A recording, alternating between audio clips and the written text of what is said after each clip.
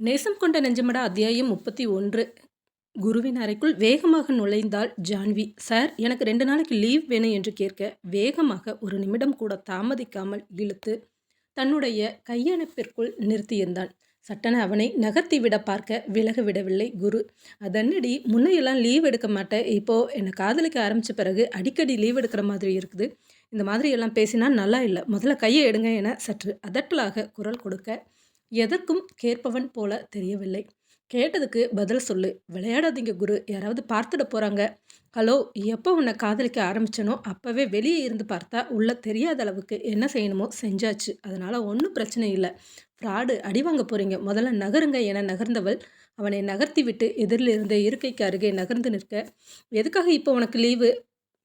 அதுக்கான காரணத்தை கரெக்டாக சொன்னால் உனக்கு லீவு தர்றதை பற்றி யோசிக்கிறேன். சும்மா மிரட்டாதீங்க குரு, உங்களால் லீவு தர முடியலைன்னா நான் நேராக மாதவன் சார்கிட்ட லீவ் லெட்டரை சப்மிட் பண்ணிவிட்டு கிளம்பிக்கிட்டே இருப்பேன். உனக்கு ரொம்ப கொழுப்பாகி போச்சு. சரி சரி, லீவ் லெட்டர் கூட நானே அண்ணாக்கிட்ட அனுப்பி விடுறேன். என்ன காரணத்துக்காக அதை சொல்லு. வேண்டாம் குரு, காரணம் எல்லாம் கேட்கக்கூடாது. 2 நாள் நான் என் ஃப்ரெண்டு கூட போய் தங்க போகிறேன். யார்? சக்தி கூடயா? ஆமாம், 2 நாள் அவள் கூட இருக்கணும்னு கூப்பிட்டு இருக்கிறா, அதனால அவள் கூட தங்க போகிறேன். சரியான காரணத்தை சொல்லிட்டேன். இப்போ நான் தரமாட்டேன்னு சொன்னேன்னு வச்சுக்கோயேன், அண்ணா ஏன் லீவு தரலன்னு கேட்பான். வழக்கமாக மெயிலில் லீவ் கேட்டு அனுப்புறது தானே வழக்கம். இன்றைக்கு என்ன நேர்லையே லெட்டரோட வந்திருக்கிற? எப்படியும் 2 நாளைக்கு உங்களை பார்க்க போகிறது இல்லை, அதனால தான் கண் குளிர ஒரு தடவை பார்த்துட்டு கிளம்பலாம்னு அப்படி நினச்சி வந்தியா? 2 நாளைக்கு என்னோட ஞாபகம் மட்டுமே இருக்கிற மாதிரி உனக்கு ஒன்று தரட்டுமா என சொன்னவன் எதிர்பாராத நேரத்தில் இழுத்து சட்டென்று உதட்டில் முத்தமிட வேகமாக அவனை நகர்த்தி விட்டாள். இதெல்லாம் டூ மச் குரு, இது மாதிரி வேலை செய்யாதீங்க. இது என்ன புது பழக்கம்?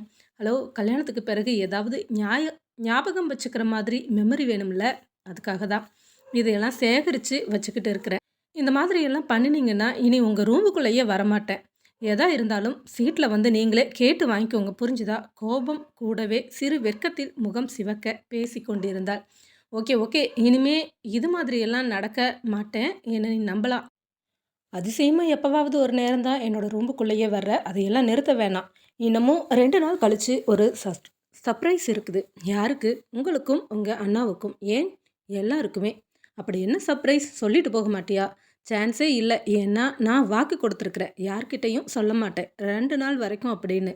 இன்னமும் சொல்லப்போனால் அந்த 2 நாளைக்குள்ளே உணர்ச்சி வசப்பட்டு ஏதாவது உளறிடக்கூடாதுன்னு சொல்லி தான் லீவ் எடுத்துகிட்டு போகிறேன், புரிஞ்சுதா? ஜான்வி ப்ளீஸ், என்னன்னு சொல்லிட்டு போ.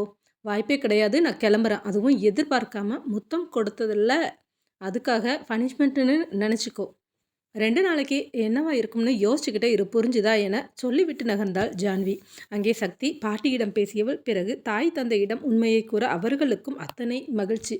மொத்த பேரும் புறப்பட்டு வருவதாக சொல்லி இருக்க மகிழ்ச்சியோடு இன்னொரு வேலை செய்ய சொன்னாள். நிஜமாவா சொல்கிற சக்தி? ஆமாம். ஏம்மா, நான் கேட்டால் எதுவும் செய்ய மாட்டிங்களா? என்னப்பா நீங்களாவது சொல்லுங்கள். சக்தி, நீ கேட்டு எதுவும் மாட்டேன்னு சொல்ல மாட்டேன். நான் நேராக வரேன், எல்லாத்தையும் கூட்டிகிட்டு வரேன், போதுமா? ரொம்ப ரொம்ப சந்தோஷம், சீக்கிரமாக வந்து சேருங்க. அப்புறமா ஏற்கனவே 4வது அக்காவுக்கு கல்யாணம்மா, கல்யாணத்துக்கு மாப்பிள்ளை பார்த்துட்டதா சொன்னீங்கல்ல. அக்காவோட கல்யாணம் முடிஞ்சு அடுத்த 2 மாதத்தில் என்னோட கல்யாணம், ஓகேவா? அதையும் ஞாபகம் வச்சுக்கிட்டு வாங்க. அதை பற்றி ஏற்கனவே பேசி முடிவு பண்ணிட்டேன் சக்தி. ஆல்ரெடி கல்யாணம் பத்திரிக்கை கூட அக்கா கல்யாணத்துக்கு ரெடி ஆகிடுச்சு. அவளோட கல்யாணம் முடிஞ்சதும் 2 மாதம் எல்லாம் இல்லை, அடுத்த மாதத்துலேயே நல்ல முகூர்த்தம் இருக்குது, அன்றைக்கே பேசி முடிச்சிடலாம் என்று நாங்கள் பேசி கொண்டிருந்தோம்.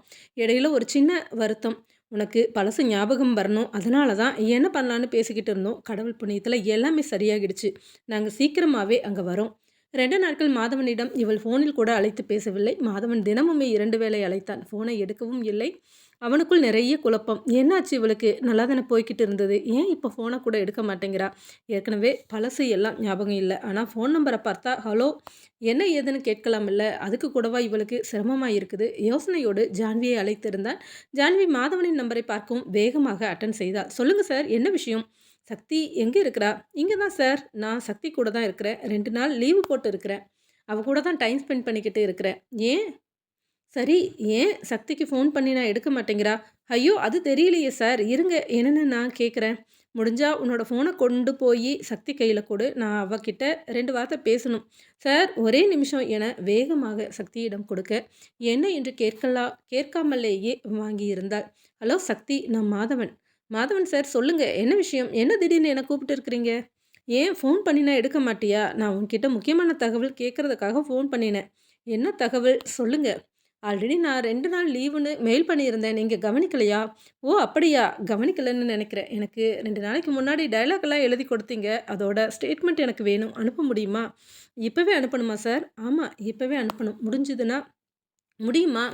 முடியும். இதோ ஒரு நிமிஷம் அனுப்பி வைக்கிறேன் என ஃபோனை கட் செய்தவள், என்ன ஆச்சுது? என்னம்மா? மாதவன் சாருக்கு என ஜான்வி கேட்க, அவளுடைய முகத்தை பார்த்து சிரித்தாள்.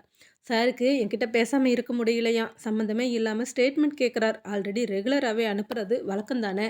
மெயில் ஐடிக்கு போகுது தானே. அப்புறம் எதுக்காக கேட்குறாராம்மா?